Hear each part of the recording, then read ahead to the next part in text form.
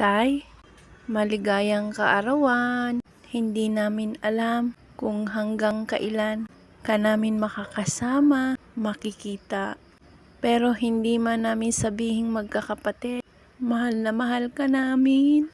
Pasensya ka na dahil hindi mo kasama ang mga anak mo dahil may kanya-kanya ng pamilya. Pero kahit papaano, sa abot ng aming makakaya, Tay, awang-awa ako sa kalagayan mo.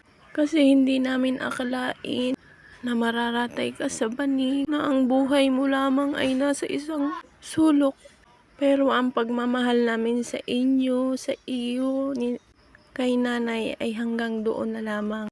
Pero Tay, kahit ganyan ka, kahit nangyari sa iyo yan, ang hiling pa rin namin ay makasama ka ng mahabang panahon. Pero Diyos lamang ang nakakaalam kung hanggang kailan at hanggang saan ka namin makakasama.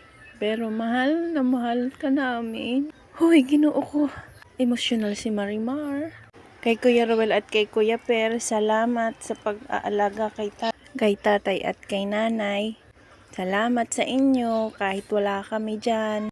Kayong dalawa ang nagpupuno ng aming pagkukulang. Thank you!